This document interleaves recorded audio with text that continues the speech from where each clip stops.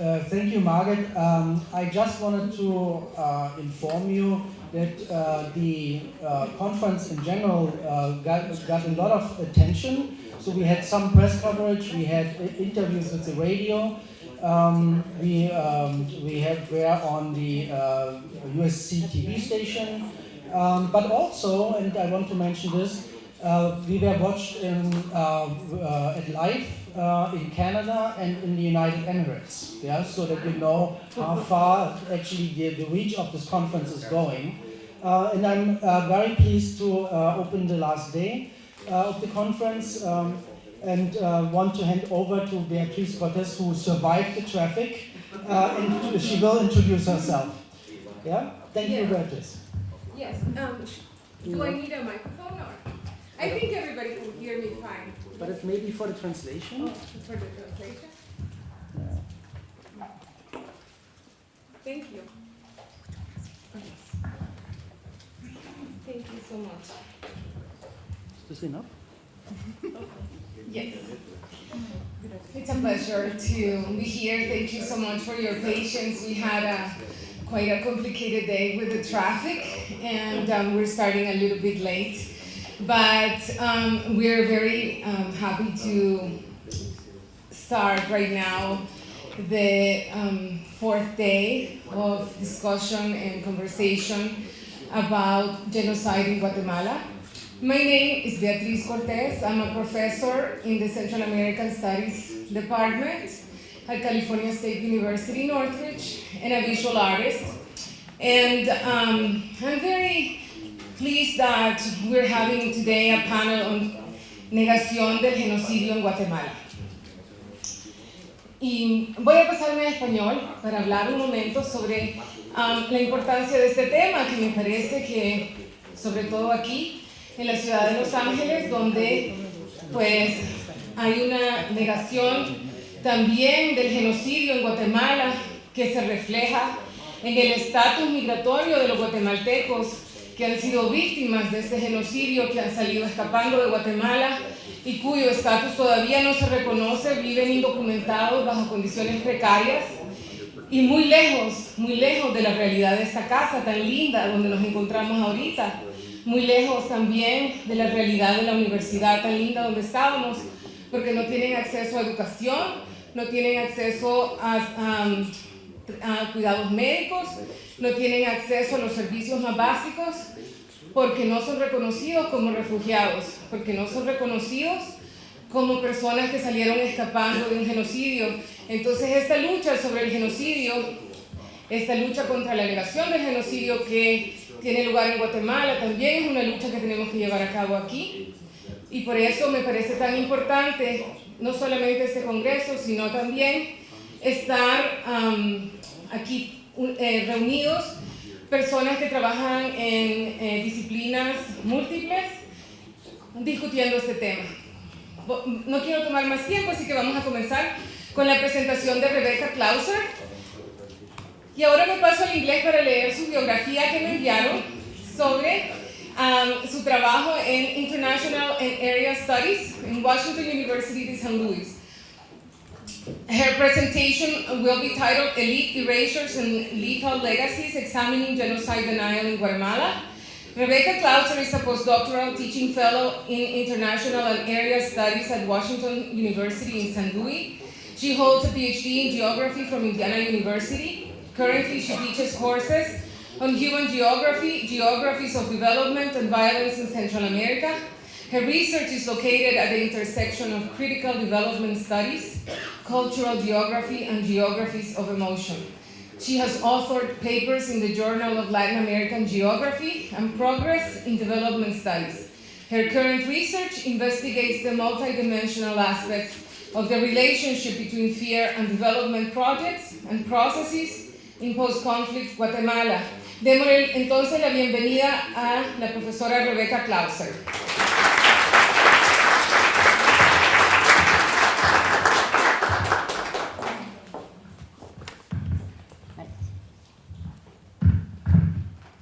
See if I can do this right.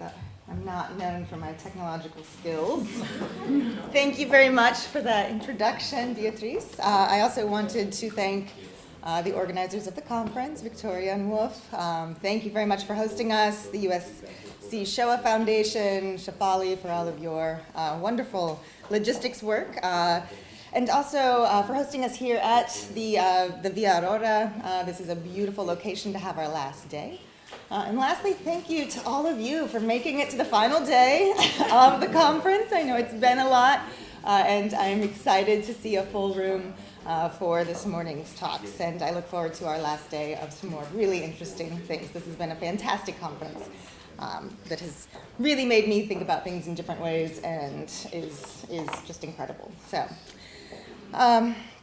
in May 2014, Guatemala's Congress approved Resolution 3-2014, officially denying that genocide occurred during the country's civil war and calling for national reconciliation. The resolution frames social differences and social conflict as impediments to the, quote, full development of Guatemala as a nation. This echoes the long-standing argument that the lack of a coherent national identity is responsible for the lack of development in the country. In so doing, very specific ideas of both national identity and development are reiterated. One particularly prominent group, the powerful Coordinating Committee of Agriculture, Commercial, Industrial, and Financial Associations, or CACIF, which is the main organization representing Guatemala's business community, has also issued various statements denying genocide. In today's talk, I draw from memory studies, national identity formation, and critical development literature to examine the endurance of national identity and development tropes more broadly, but particularly in these genocide denials, in order to explore, problematize the motivations, contradictions, and implications of such memory/forgetting work in the country. One of the critical issues facing a post-war society is the formation of a shared collective memory through which it can recognize and come to terms with the violent events of the past. While the Civil War in Guatemala officially ended with the signing of the 1996 peace accords, struggles over the portrayal of its violence continue in modern society. In the years since the violence, there's been a great deal of attention directed towards what Hale has referred to as memory work. In Guatemala, since the signing of the peace accords, there have been many battles for control over the shape of the collective memory, with complicated localized memories being mapped on to a national scale narrative of the violence, resulting in what can be framed as a national scale crisis of truth and memory. The Historical Memory Project of the Catholic Church, or the REMI, and the United Nations Sponsored Truth Commission, or the CEH, are two of the more well-known reports documenting the violence of the Civil War. As you all know, the CEH's 1999 finding that acts of genocide occurred was a particularly contested moment. And fast forwarding to the year 2013 and the trial of Rios Montt, the contestation surrounding the term genocide received heightened attention.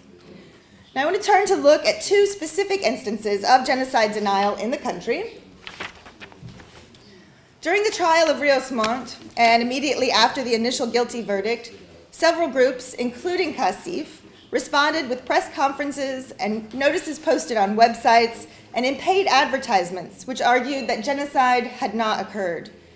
In one press statement from CACIF, the group argues that there was not sufficient evidence to demonstrate that the state intentionally aimed to exterminate a particular ethnic group. They note that, quote, the violence that occurred during the armed conflict was the product of a senseless confrontation in which Guatemalans attacked one another without regard to particular ethnic, social, or religious origins. The statement calls into question, quote, serious breaches of due process in the trial and notes that the ruling cultivates polarization in the country and leaves the very clear perception that justice has been prey to ideological conflict, end quote. As is well known, Rios Montt's original guilty verdict was quickly vacated just 10 days after the ruling. A year after the trial, Congress echoed the CACIF denial of genocide with the issuance of a non-legally binding congressional decree Punto Resolutivo 3-2014. It was seen by many as Congress seeking impunity for genocide, and several groups denounced it as an attempt to interfere with the judicial branch of the government and to delegitimize the genocide case against Rios Montt. The particular clause that received the most attention was this last one here, which, apologies, you can't see very well. As a result of criminal prosecution known as the trial of the century, the prevailing legislation recognizes that it is legally impossible that genocide could have occurred in our country's territory during the armed conflict. It also states that the trial perpetuates discussion that, quote, transcends the courts and enters the realms of social media, sectors of public opinion, towns, plazas, streets, communities, and the homes of Guatemalans, renewing the polarization between brothers, creating conditions contrary to peace, and preventing definitive national reconciliation. In the congressional discussion after the vote was taken, as there was no discussion before the vote, Congressman Amilcar Pope, who voted against it, noted that it was a betrayal of human rights in the peace accords, that it violated the Constitution as it impeded on the independence of the judicial branch, and that, quote, in Guatemala, there was genocide. The human rights of thousands of Guatemalans were disregarded. He further argued that we cannot allow our country to step back. The construction of democracy is not made by taunting memory. It is not done with impunity. Similarly, Congressman Orlando Blanco, who also voted against the resolution, argued, if some believe that there wasn't a genocide, it is his particular point of view. But others have another vision and another reading of history. So we can't come here and want to impose, because that is what was done in the time of war. Imposing their vision, imposing their political, economic, philosophical, and cultural interpretation of histories to groups that did not share it. That's why we are polarized in the past, and unfortunately, we still continue to be polarized. However, in response to these statements, Congressman Luis Fernando Perez, who proposed the resolution, argued, these speeches are the speeches of an outdated left. We have to understand that Guatemala has to look to the future and not to a past which offends us, divides us, and does not help us build the nation of peace and development that we are longing for. After the announcement, social media erupted with the campaign of Si Hubo Genocidio, which was originally deployed during the trial of Rios Montt. Protesters carried photographs of those killed or disappeared, along with signs reading, there was a genocide, we ask for jail and justice, and no to forgetting by decree. Congressman Leonel Lira criticized the decree, saying such efforts, quote, create more divisions in Guatemalan society. He went on to say, this shows that they aren't really looking for reconciliation, but rather there's an ideological point they're trying to make. Indeed, by denying genocide through an official decree and blaming a lack of progress on social differences, while not being legally binding, is still a very powerful ideological move and an aggressive political message. Looking at genocide denial more broadly, scholars argue that denial is consubstantial to genocide. It is not a distinct act, but rather a part of it, an assassination of the memory, the ultimate stage of the genocidal process which perpetuates the crime. As Gurdibian describes, genocide denial revives the overall injury and disallows closure for survivors and descendants. While I will delve more into what I feel are the deeper ideological motivations, I want to run through some of the often stated motivations behind the genocide trial in Guatemala, or genocide denial in Guatemala. CACIF highlights several things, including the damage the label of genocide would do to the country's international image, the increase in taxes related to covering reparations payments, concerns regarding land reform, and the passage of the Rural Development Law. On the other hand, many point to the immediate concerns related to the trial of Rios Montt, or speculations that members of Congress and CACIF, or their families, would be the next target of prosecutors. Indeed, many have argued that the elite in the country, including members of CACIF, have had direct and indirect ties to the genocidal violence of the Civil War. As CACIF was founded, according to its website, in, quote, a political landscape characterized by the fight against the communist threat, the idea that the elite group would have ties to violent anti-communist maneuvering is not far-fetched. In particular, several have accused CACIF of funding the anti-communist death squad known as Mano Blanca, and others point to CACIF's financial assistance to the military, particularly when U.S. funding was restricted due to human rights concerns. To return to what I see as some of the broader motivations and implications of attempting to craft a specific national narrative, in particular, I want to turn the discussion towards the ways in which these genocide denials frame questions of national harmony and development. The congressional decree states that, quote, solidarity is a moral attitude, and it further describes the necessity for overcoming the blood that has showered our land and the pain that has flooded the soul of our country from a feudal conflict, and more recently, the failure of coming to a consensus to overcome our social differences for, quote, the future of our nation. The resolution also urges Guatemalans to fulfill their civic duties, including keeping a fraternal manner towards each other, to, quote, avoid social unrest, which prevents us from achieving full development as a nation. These sentiments are paralleled in statements issued by CACIF, which argued that the guilty verdict and thus confirmation of genocide cultivated polarization with serious consequences for the future of the country. Intimating that a lack of development in the country is caused by social conflict, unrest, and difference is not new.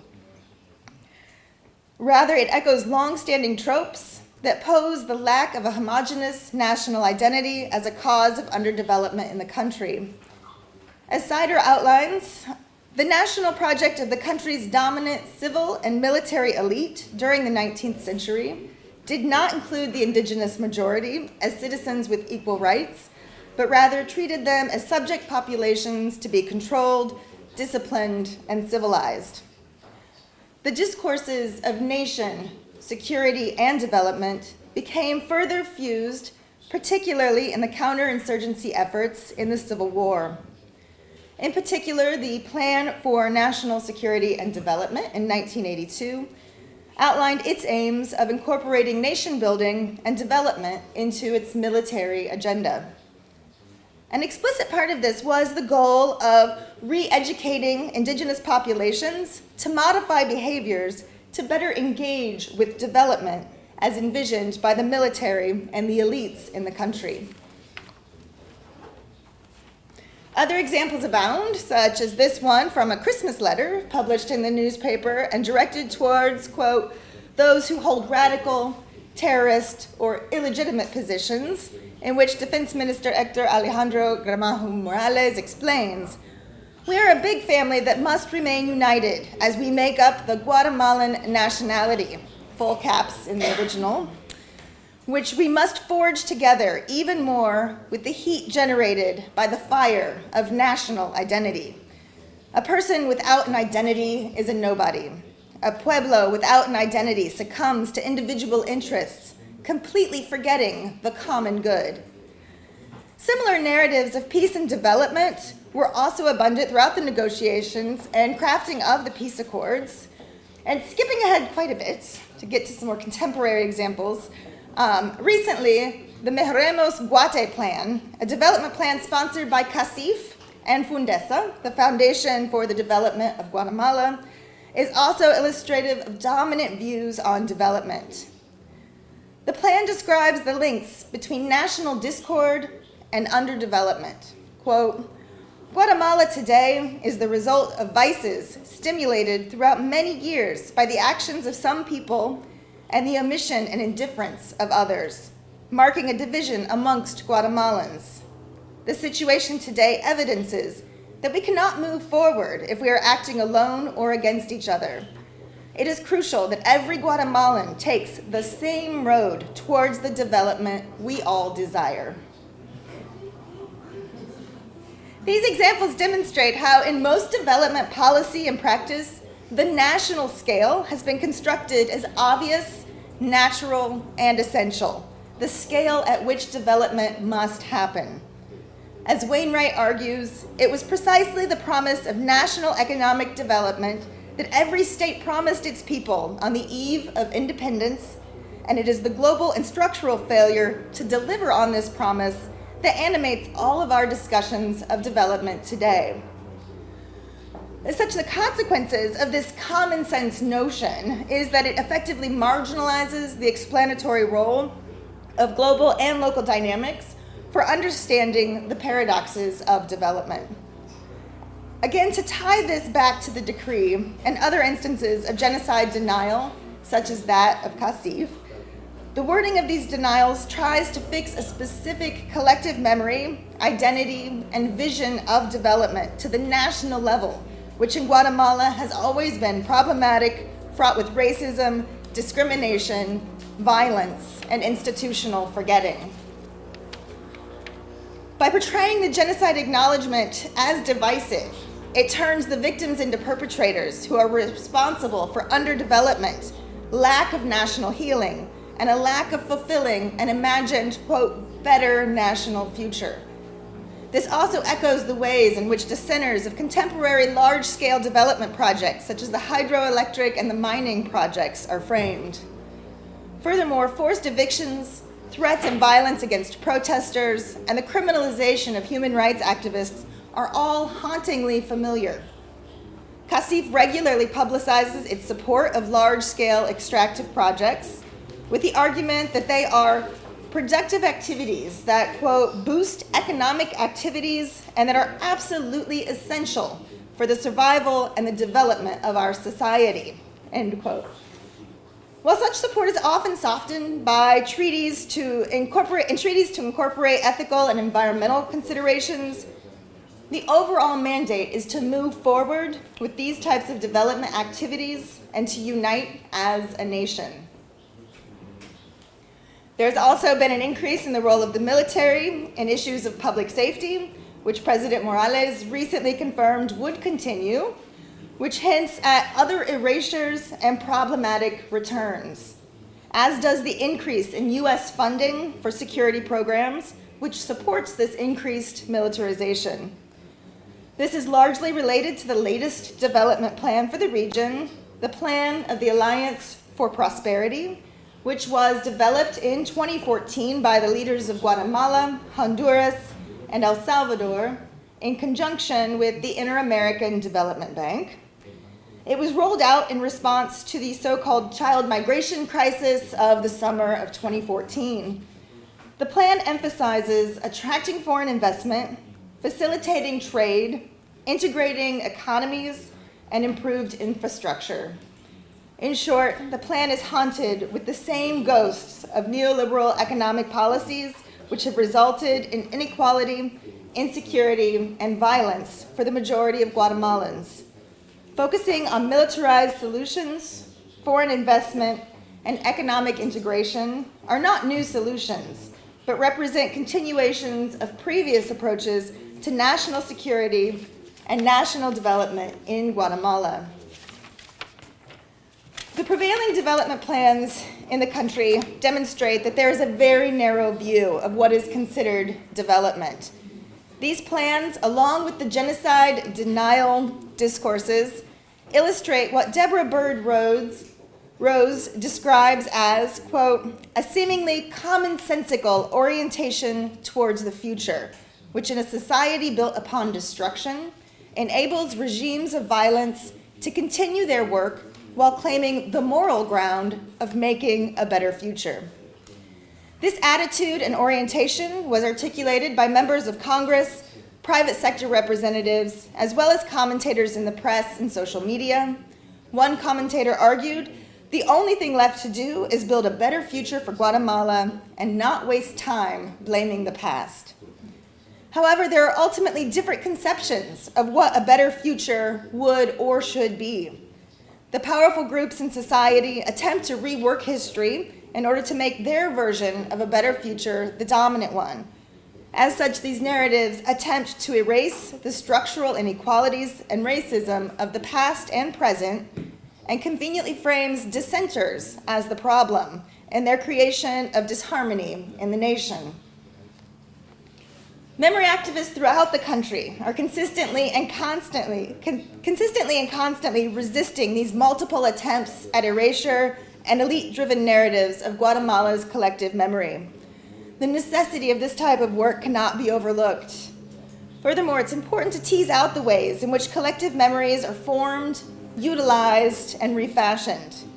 In the current era in Guatemala, attempts at rewriting the Civil War history and the denial of genocide through official decree and elite proclamation illuminate more than they hide.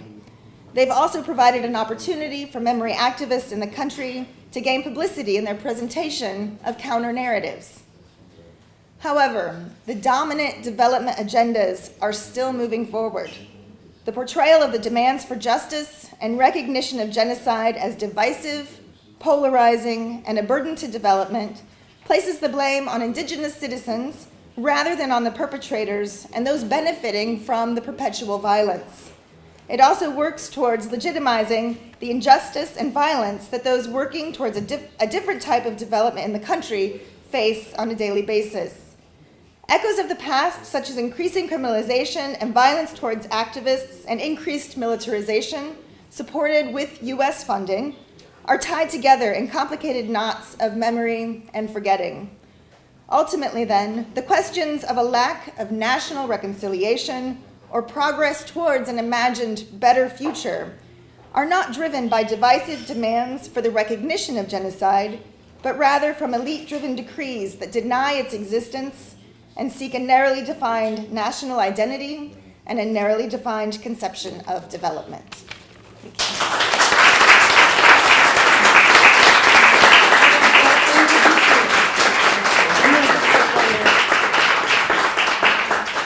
Muchas gracias, Rebeca. Voy a hablar alto para que puedan escucharme los intérpretes. Vamos a continuar ahora con la presentación de Debra Rodman. Ella es profesora en el Departamento de Antropología y también en el Departamento de Estudios de la Mujer en Randolph-Macon College en Ashland, Virginia. Voy a pasar a inglés un momento para presentarla, leer su biografía. The title of her presentation is Greece in Guatemala's Military Machine, Genocide Denial in Eastern Guatemala. Debra Rodman is an associate professor of anthropology and women's studies and is the director of the women's studies program at Randolph-Macon College. She received her doctorate in cultural anthropology from the University of Florida and both her MA and her BA from the University of Miami. She works with Guatemalan transnational communities in eastern Guatemala and the Northeast United States and serves as an expert witness for Central Americans seeking political asylum. Her research interests include race, ethnicity, gender studies, gender and development, and more specifically the impact of migration on gender and ethnic relations among Latinos and Maya in eastern Guatemala. Let's welcome her.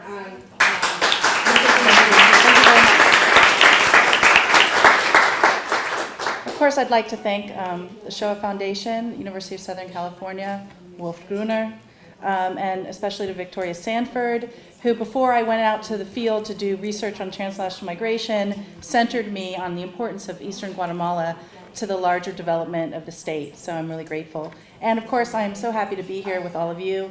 This has been an incredible conference. It's like being nominated for the Emmy, and these are all my great nominees with us. I didn't win anything, as far as I know.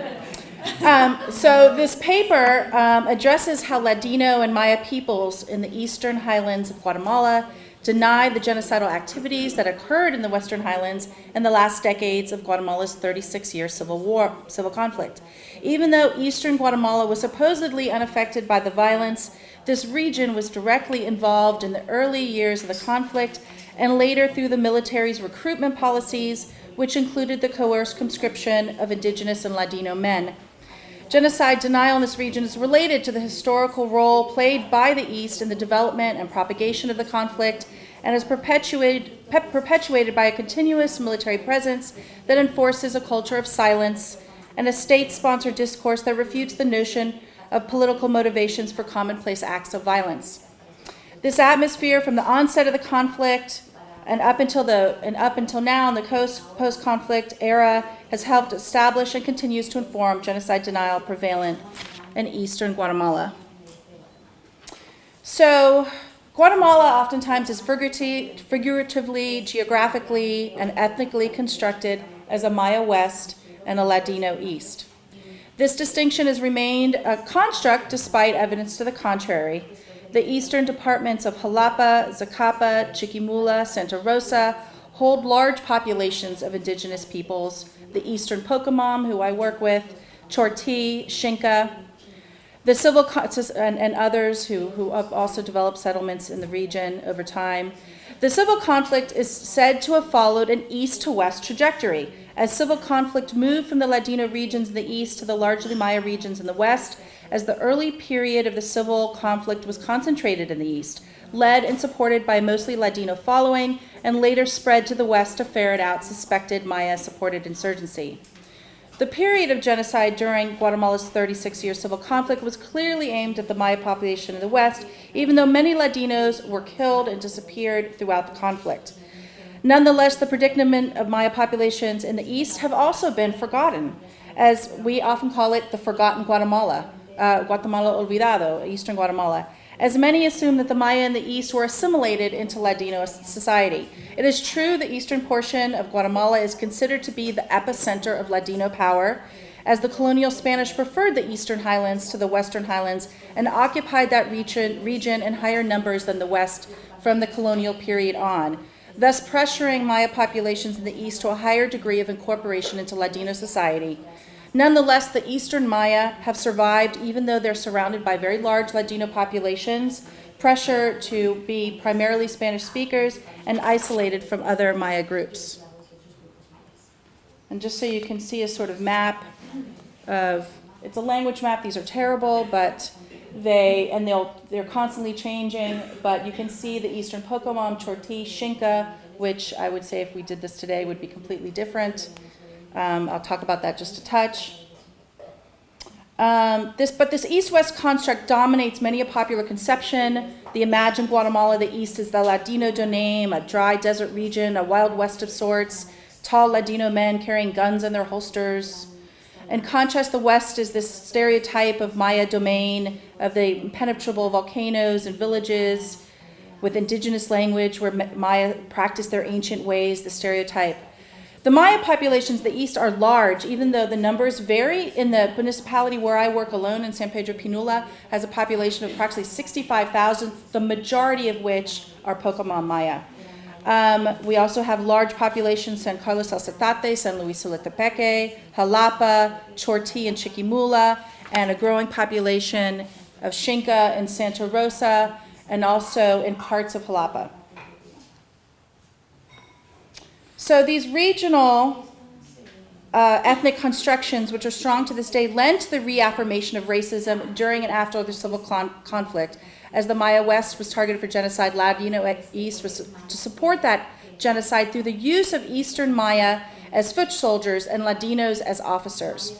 As already discussed in the conferences, racism is a large component of the bloodshed, but we know this racism is tied to other frameworks of oppression, race, class, gender, people's relation to land and capital. Even as Sophia suggested, enemies of the state were defined in various ways. I think the Maya-Ladino dichotomy simplifies the dynamics of oppression, but are still valid nonetheless. So for many in the colonial town of San Pedro Pinula, where I work, in the eastern department of Jalapa, participating in hegemonic constructions of dominant Ladino identity are apparent. They benefit from Ladino identity, from their direct or indirect participation in the military, or may simply be witness. People's remembering of the civil conflict and violence is influenced by their relationship to the violence. In other words, people's different viewpoints about violence, genocide, and the civil conflict illustrate the relationship between witnesses to the perpetrators and victims of violence. as witnesses' views tend to reveal whether they perceive violent acts as justifiable or not. Everyday Guatemalans' understanding of genocide and the denial reflects varied understanding of power.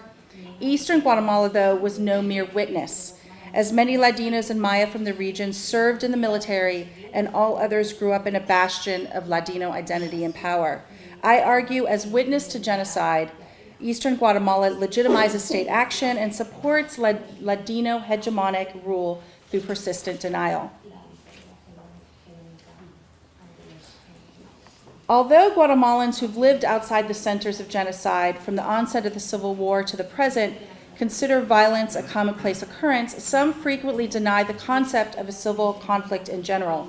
Likewise, they either profess ignorance of the massacres associated with the war or claim that stories recounting these massacres are exaggerated. Despite evidence which implicates these criminal acts, those involved in the counterinsurgency during the conflict maintain impunity.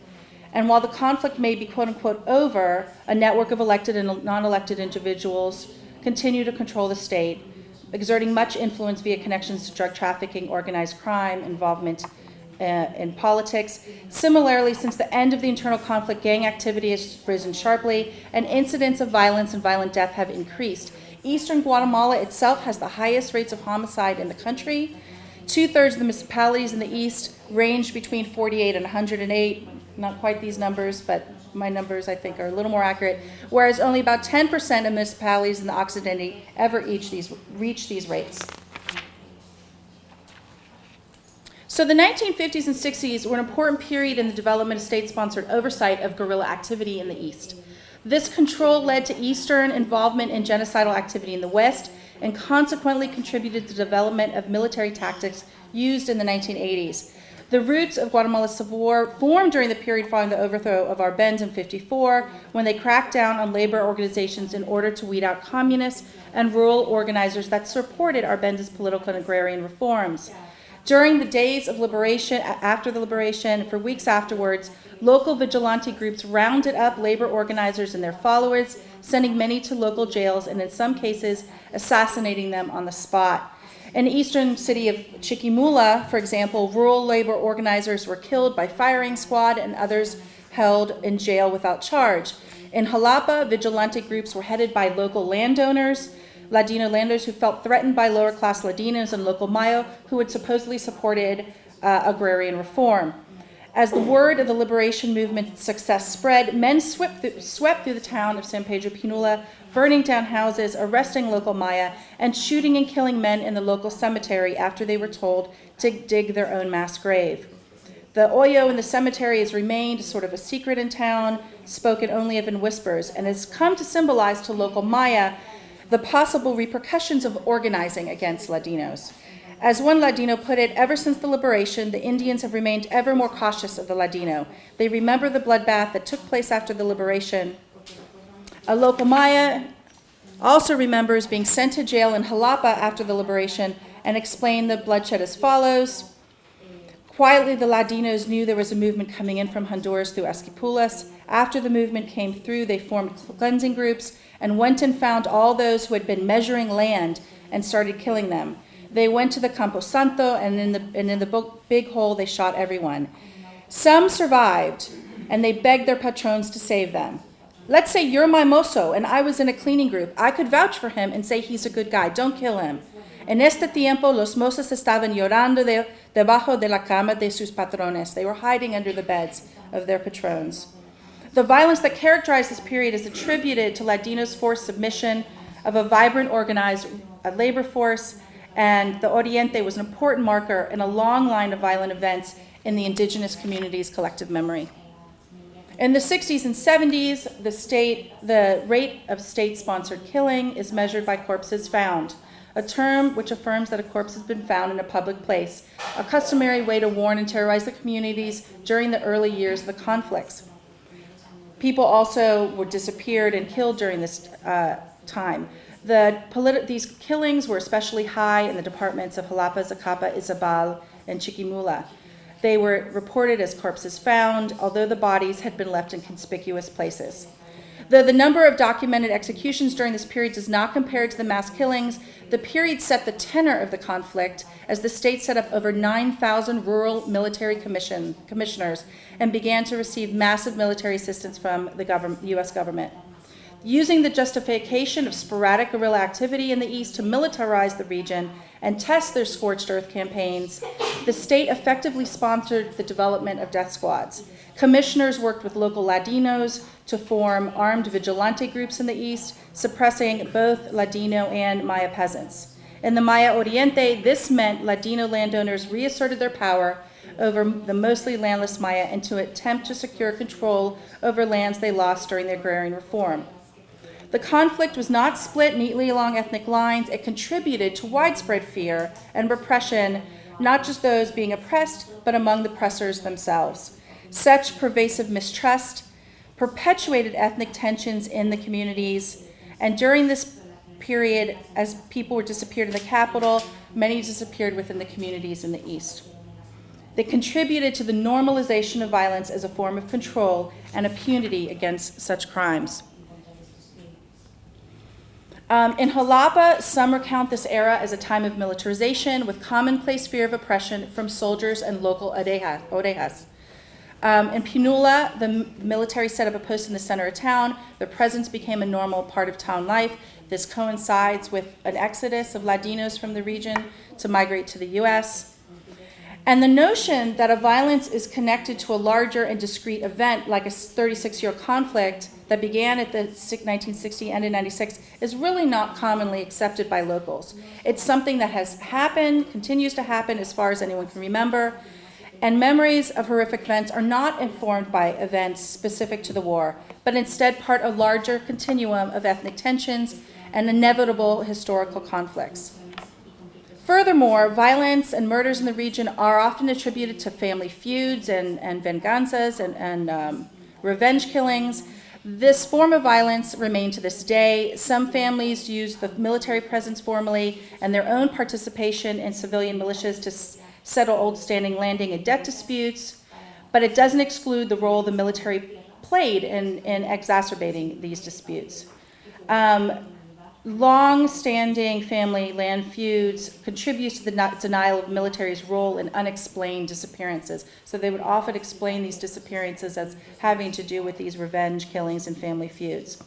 And they take advantage of ethnic divides between Ladinos and the Mayas in the community. So for example, where I work, there have often been killings between families, and the story would be that a Maya had encroached on their land, stolen cattle, and they would be blamed for the killing when oftentimes these were actually murders between families. And you could rationalize this sort of violence through these long-term ethnic tensions. Among Ladinos and Maya both, many continue to deny the civil conflict as a discrete event and are largely ignorant about the massacres, albeit for different reasons. Local Ladinos don't accept the concept of a civil conflict, choosing to believe that the army invented the guerrillas in order to maintain control of the Maya and eliminate the Maya population, a policy that some see as legitimate. The idea that the army made up the stories of the guerrillas fits with the logic that no one with such little power would ever attempt an insurrection. Ladinos tend to accept the state-sponsored belief that violence is not political, but a result of delinquency, a term used to describe crime and to characterize people reportedly involved in criminal activity. When interviewed, a retired Ladino military officer who had worked in the secret police from the 50s to the 80s consistently referred to his assignments as delinquent and delinquents doing delinquent behavior. This sort of discussion as people involved in the insurgency, people involved in the civil conflict is pretty common in the region. An officer who took orders from above, he's complicit in the act, and he made no connection between any sort of discrete civil conflict event and the work that he did as a military officer. The Maya, on the other hand, blamed the violence on consistent Ladino and foreign oppression. A common theme pass along accounts of this oppression. Of those I interview, they cite specific incidents of violence perpetuated by the army, but they invariably connect these incidents to a larger history of oppression involving the Spanish, the army, local Ladinos, as well as gringos. Maya elders warned their grandchildren not to trust Ladinos, attributing past oppression to a history of the local municipalities who incorporated communal lands in the 19th century into the 20th century, and to local oligarchs who have large landholdings. Maya reference outside gringo interference in these processes as well. Now, there is a long history of Maya participation in the military. Up until 1994, there was forced conscription. We have reports from all over the Oriente of Maya avoiding going to town except for market days since the 40s, for example, or not going to soccer games in the 1980s. Others went willingly. I met a man in the early 2000s, a former Kabil, who was leaving for the United States after his search for private security work in the city proved too difficult. And as Brett Metz has found among the Chortí, many Maya saw the military as an escape from poverty, an adventure, the promise of upward mobility. We have found people who've participated in the Scorched Earth campaign and returned traumatized from their experiences with drinking and violence as part of their post-service life. Others have made a place for themselves in the community using their experience with the military to intimidate others and possess arms. Violence in the region has changed from the machete to the gun, and as military members returned with arms experiences, killing and maiming in the villages outside of the town were usually by machete. Machetazo was more the commonly reported criminal way of resolving violent disputes. But now we see they're more commonly by gunshots, something that was really more common for Ladinos in the town. The experience of Maya participation in the military, though, hasn't changed the view that violence is part of larger continuum and not by a specific period of violence vis-a-vis the civil conflict.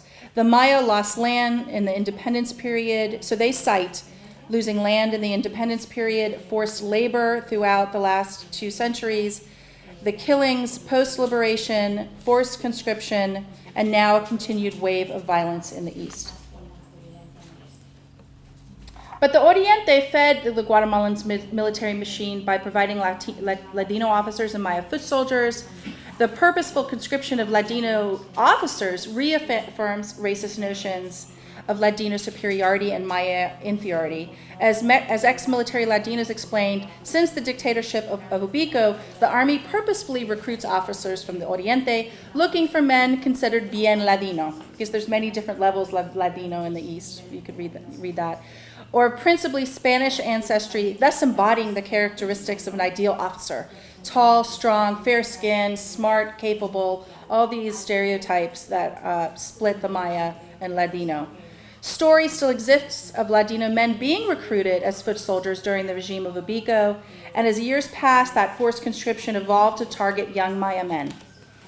Ladinos were also able to use financial or social power to avoid mandatory military service by paying off military officers and migrating to the United States. Coincidentally, when the military presence was most intense, that's really where we see the early stream of Ladinos migrating to the United States. In the post-conflict period, the region still struggles to come to terms with a post-peace change. Discussion of human rights, derechos humanos, is tied to feelings of powerlessness and feeds Ladinos' fear of change. The surge in crime in the past decade is connected to the implementation of the peace accords. When discussing change in the community, Ladinos complain that the Maya workers are using this new tool, derechos humanos, to their advantage. No one wants to work, they want us to pay them more. They complain these human rights have made the Indians less respectful, lazier, and emboldened them. In the most extreme comments, they no longer feel they have the right to do whatever they want with local Maya, including losing their impunity, losing even rape and murder.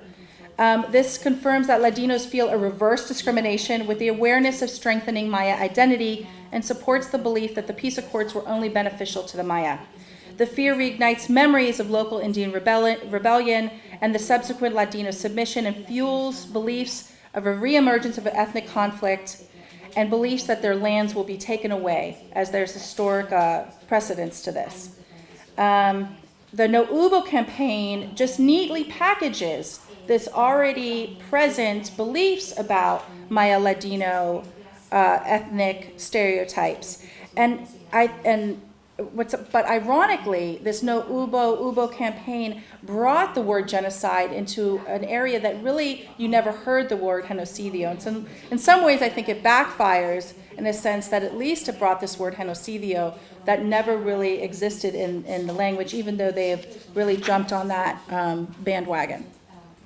But overall, the denial of civil war and anything seen as pro-Maya, which seen as conversely anti-Ladino discourse, revolves around a post-conflict Guatemala in which ways Ladinos cope with loss of hegemonic power and sublimates the possibility. I can't get to my last conclusion page. It's spinning. This is the conclusion. Okay. So compounding the changes for Ladinos and Maya in the East is that the Oriente is also in the midst of a great Maya cultural revitalization. When I first started doing research, the Maya in Jalapa rarely called themselves Pokemon Maya. They used the term Indio, Campesino, Natural. But now with the recent cultural revitalization in the region, it has to do with anti-mining organizing, indigenous language instructions in schools, community organizing, community radio stations, increased education, which is fueled by transnational migration that can pay for education, and climate change has impacted this, and a cultural revitalization is occurring in Santa Rosa. There's a huge revitalization of Xinca identity, largely occupied around anti-mining efforts. In the Montaña de Jalapa, which was considered a Ladino Pardo community before, are now claiming a Xinca identity. And in Jalapa, and even the town where I work in, is now an indigenous mayor, which had not occurred in the past 100 years. But as the country tries to come to terms with its recent past and still tenuous future, its inhabitants continue to struggle with confirming and accepting the events in the West. Guatemalans, both Maya and Ladino alike, who live in the regions directly affected by mass killings, not directed by mass killings, do not always readily perceive, accept the fact of genocide as occurred in other regions. Instead, they persist in conceiving violence as a mundane aspect of a long continuum of political violence. In some communities outside the zones affected directly by mass killings, the inhabitants deny the salient fact, and they deny the historical periods of armed resistance. While local constructions of the Civil War may be at odds with how Guatemalan history is recorded, the importance of the East's role in Guatemalan history is not. Though long considered to be politically inconsequential during the last decades of the Civil War, this region was directly involved in greasing the military machine. Even given the East's express involvement in the conflict, many of its peoples strive to maintain an atmosphere in which denial is commonplace and through which the status quo is upheld.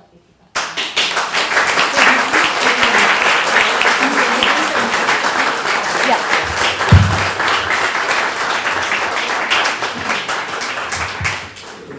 Thank you so much, Debra, and also thank you, Rebecca, for such a wonderful panel. We are going to continue for a brief discussion session with both of the panelists, and I thank you. I would like to begin with the first question and invite you all to think, as you all think about your questions that you would like to ask. I'm very interested in the idea of national reconciliation and how it is used both in El Salvador and in Guatemala to argue that we need to forget, that we need to stop ourselves from opening old wounds, that we need to refrain from divide the nation as if the nation had ever been united. And I'm interested in how your two papers connect in that sense,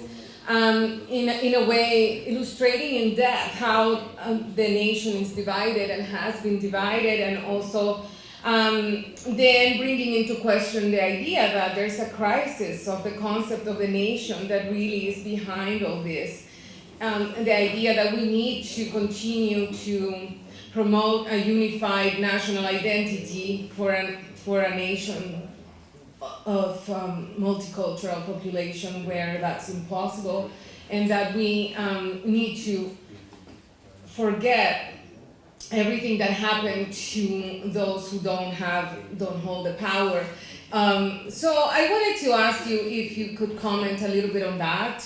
idea of national reconciliation as an excuse to support that nation that's in crisis.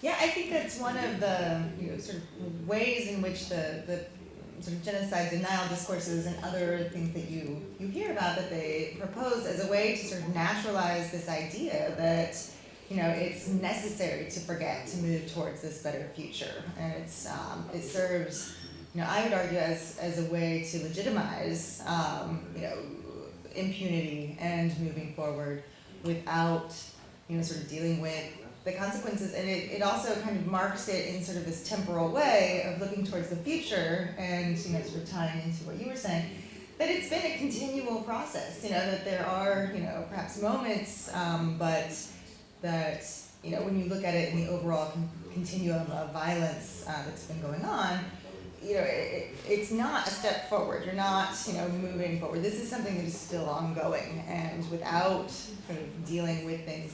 Reconciliation, it doesn't happen through sort of burying the past and forgetting it to move forward in this temporal way, but to think about it in the way that it's really complicated and tied with all these knots of ongoing things as well as past things and the idea of this imaginary future. Well, I've had Guatemalan friends and academics say to me, why are you still talking about this Maya Latina thing, right? And we should be talking about narco trafficking, we should be talking about this, why are you studying this? And I kind of felt like a big dummy, I'm still talking about it. And then I was in the field recently, and sure enough, there was everybody, Maya Ladino. They don't use the word Maya necessarily. And it really is, I don't know the answer. It's like a question of when you do have these dichotomies, and I wish that everybody saw things in shades of gray. And I think that's the huge impediment why this sort of packaging of the new UBO is just, fills into these already existing belief systems that are just really hard to believe, but maybe not so hard. So maybe as we, forgetting is one, or trying to push it away, but there's got to be a space of, I don't have quite the answer, of recognition and incorporation of these identities that we are not quite there yet. Adelante, Marta. ¿Hay otro micrófono en el público o no? Porque este tiene un cord que no te puedo ver. Bueno, yo hablo muy bajito. Bueno, yo quiero primero felicitarlos por sus dos presentaciones, son extraordinarias. Sobre todo, me gustaría que de alguna manera las dos, conectan con una cuestión realmente delicada. Es la construcción de la identidad nacional.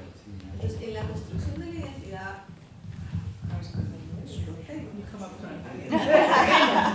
solo me faltaba un ayer.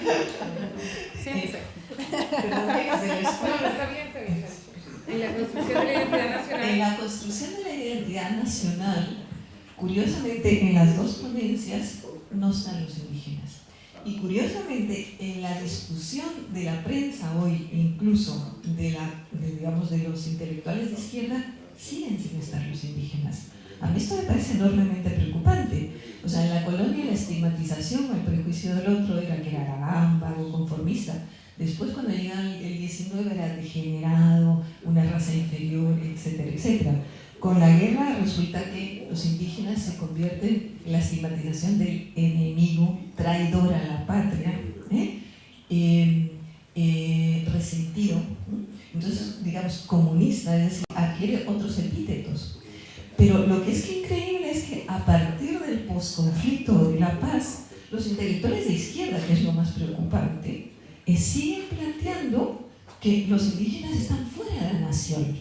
Es decir, pareciera como que la nación es una nación homogénea, o lo que yo llamo una nación eugenésica, donde la mejora de la raza es el elemento determinante o el blanqueamiento de la nación.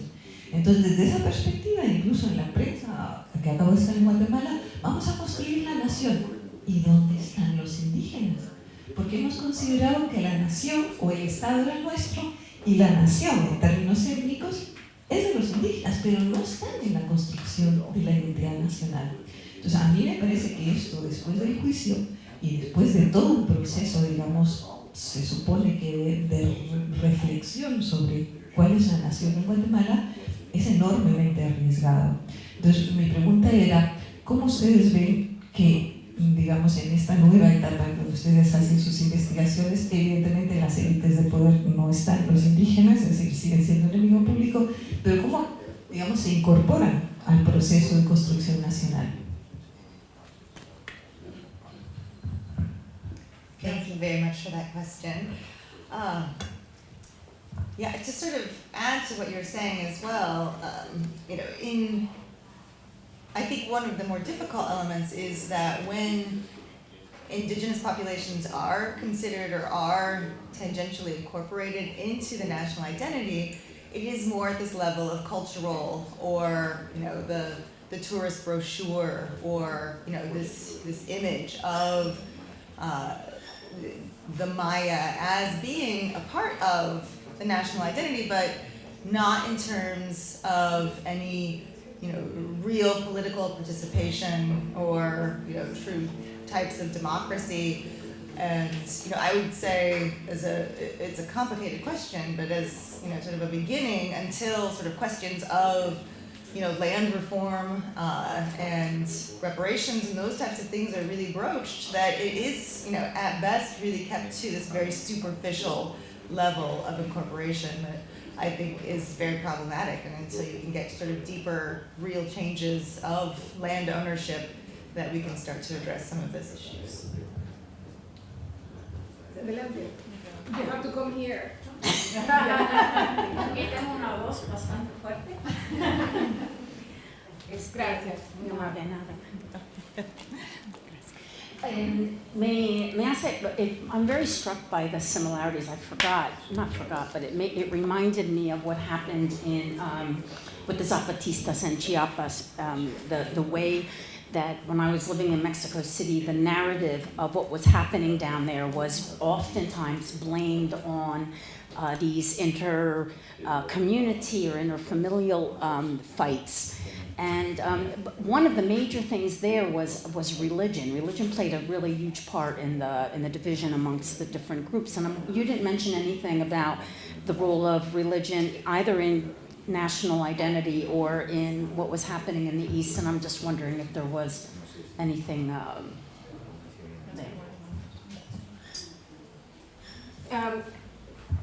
I think that vamos a tomar un par de preguntas y después vamos a dar la oportunidad de responder. Entonces tenemos 3 preguntas. Adelante. I can speak very loudly. I want to commend this particular panel on historical memory and its importance in identifying and remembering the effect of genocide on the history and the present moment in Guatemala. And I want to commend you both as scholars for bringing that to all of our attention. My question is this. Can you comment on the rise of the dysfunctional chaos created by the narco state in Guatemala and its effect on historical memory, and on the situation of what I refer to as economic Darwinistic musical chairs? That is, continued fewer and fewer resources available for the population of Guatemala. The time of Rios Mon has seen a doubling of the population of Guatemala from approximately 6 or 7 million to now 14 to 15 million.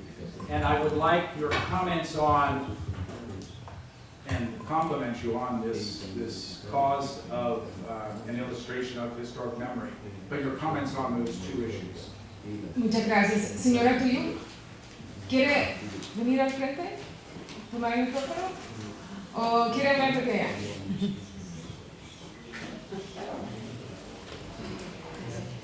No se escucha la traducción, pero yo quería hacer una pregunta, como sí, cabalmente lo que decía Marta, en la investigación que hicieron no aparecen los xincas de la región del oriente.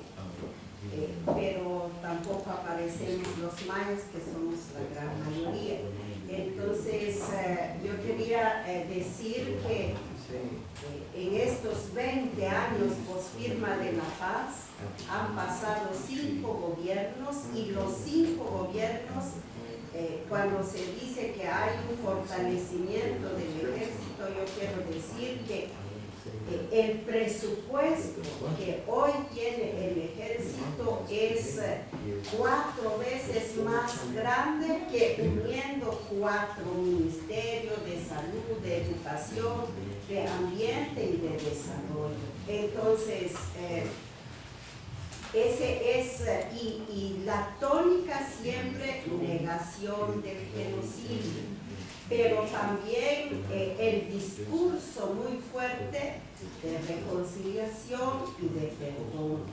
Y cuando Clinton, cuando Arzu, todos los gobiernos han pedido perdón, pero las víctimas y sobrevivientes hemos dicho, todavía no tenemos a quién perdonar, porque nadie acepta que hubo genocidio. Sin embargo, ahí hay como una controversia en que nos piden perdón, pero no sabemos a quién perdonar, porque nadie se hace responsable del genocidio.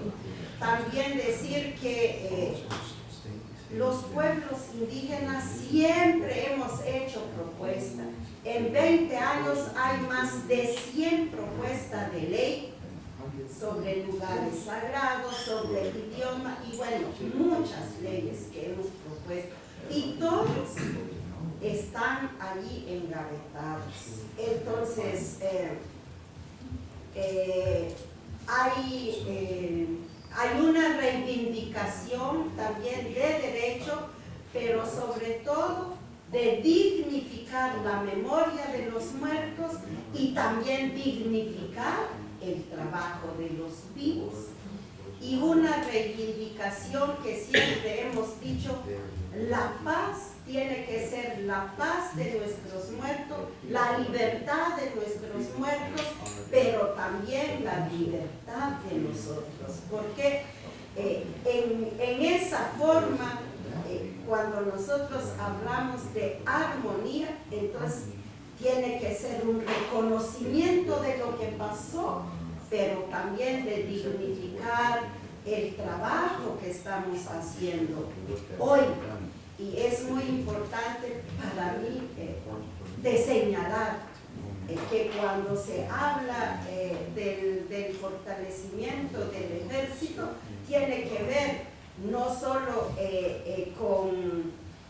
con números de personas, sino y con la extensión territorial, que ahora todo lo que se logró en la desmilitarización, ahora se abrieron más cuarteles militares, y entonces eso significa mayormente presupuesto. Pero yo creo que mientras haya 1 o 2 dispuestos a señalar y a perseguir judicialmente, porque ese es el derecho que hoy ellos tienen, lo que los nuestros no lo tuvieron. Entonces, la justicia tiene que ver con pasado, con presente y también con futuro.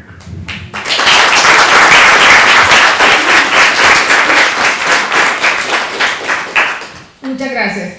Quisiera darle la oportunidad a los panelistas de responder y a la vez mencionar que tenemos un par de preguntas más para ver si podemos ser breves y lograr que ellos también puedan contribuir a la conversación. ¿Quién quiere comenzar? Well, I was just going to say, despite sort of the negative, of what we're talking about, what's going on in the ISA with the Maya cultural realization is so exciting, because a lot of these groups really have to go to the West and make contacts and have to borrow and almost relearn in many ways, and get excited about Maya identities. A lot of these programs are about that. And I think in that sense, there's some hope in terms of you were talking about, being dignified and having pride. And that's something that, is emerging from this, much less the political organization around transnational mining interests, which is just the material base is what, these communities really need is land and jobs and things to which to base a lot of that on. But that is one of the really interesting things that is emerging from this part, the recognition of all the work that I'm just trying to say that is being done, that the East is going to organizations in the West and really recognizing and finding their own sense of self within those connections. And I think that's really exciting and powerful and positive. To the family feuds, I was just going to say it's not religion so much as far as I know. It's really over, land conflicts. And, there was a couple murders of whole family members in the past 6 months in the region I work in. And, these are mostly over land. And, people, and also these sort of land-standing feuds. And we can connect that to the larger, processes that we've seen in these regions for a long time.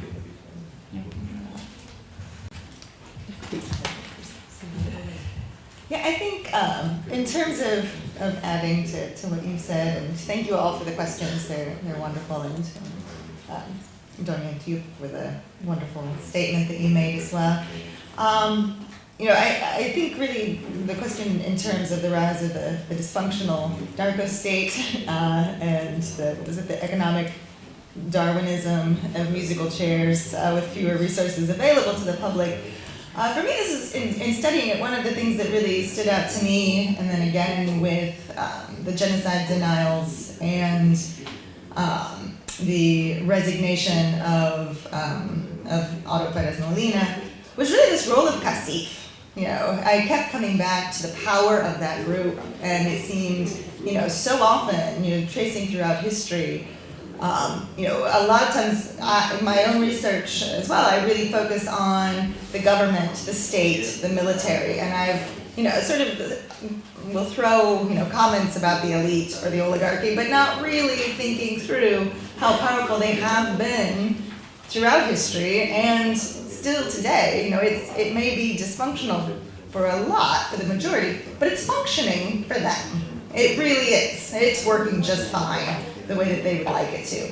And so I think that that's something that, I'm really working towards emphasizing and unpacking more to understand that role and how they're able to continue it so that we can sort of see some areas of disjuncture to kind of work towards breaking that down.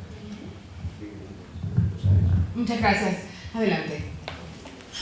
Yo quería preguntarle a la profesora Clouser por qué, en primer lugar yo reconozco y estoy segura que hubo un genocidio en Guatemala, pero ¿por qué creen que ese término se vuelve tan problemático? Y mencionaba usted que el negar el genocidio es consustancial casi al crimen. ¿Y por qué no en otro tipo de crímenes, como crímenes contra la humanidad o crímenes de guerra, digamos que el término no está tan cargado? ¿Por qué? Y la última pregunta al señor Freddy Pecarelli.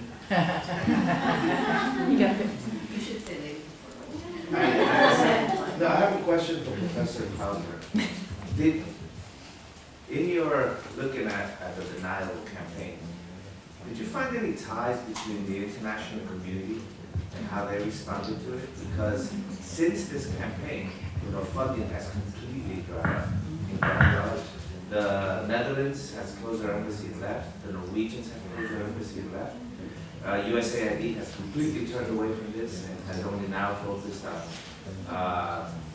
immigration and anti-drugs. So I'm wondering if it's worked even beyond what they meant it to work, because it really seems like the beginning of the end for the organizations that are in country trying to work on this.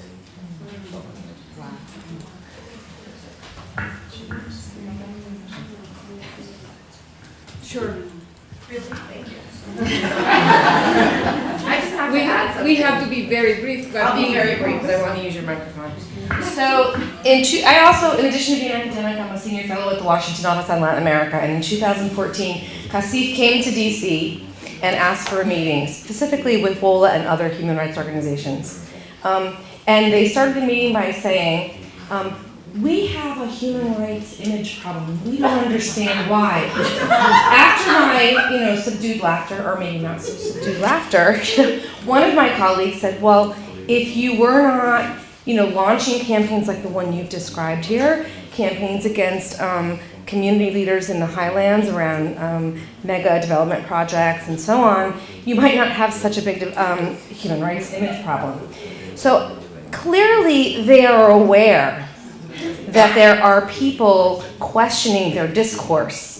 And they understand at some level that their opposition to the genocide trial and to all these other human rights issues in Guatemala is problematic. So it'd be interesting, I don't know if you've picked up on that at all in your work, but it'd be interesting to tune your ear into that. And it was interesting because there were also people within there were like 8 of them, but there were people within the CACIF delegation who were more recalcitrant than others. So there was clearly some level of,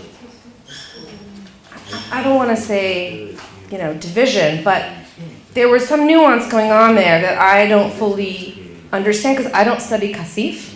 But I think it could be really interesting to understand what the different associations within CACIF are thinking. Anyway, that was all I wanted to say. Thanks. Thank you.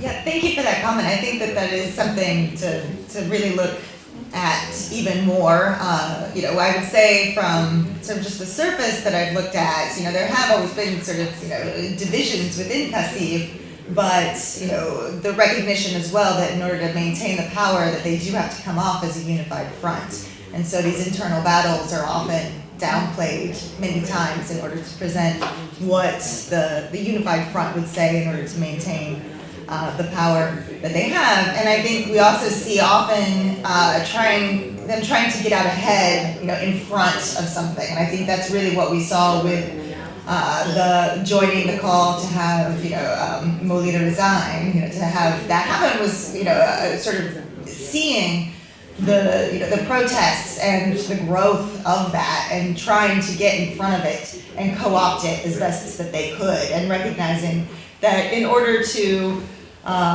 sort of, even as contradictory as some of their development and human rights discourse may be that they put forward, that it's still, a way for them to try and maintain the status quo, that sometimes they have to give in to, some limited amount of human rights discourse to maintain what they're doing, I would say. No? Okay. Let's see. What else do we have?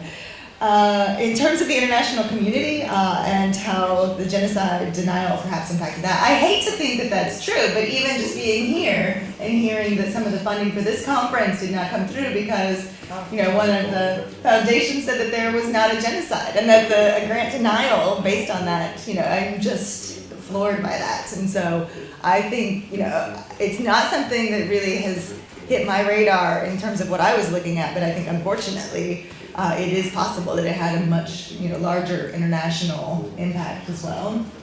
So, and then the last is a very big, maybe we can talk at a break if we have one, in terms of genocide being consubstantial and why not other crimes also, the denial of that. But that's something really to think about and unpack, but I don't have time. So the break. Bueno, solamente quiero darles las gracias por este excelente panel.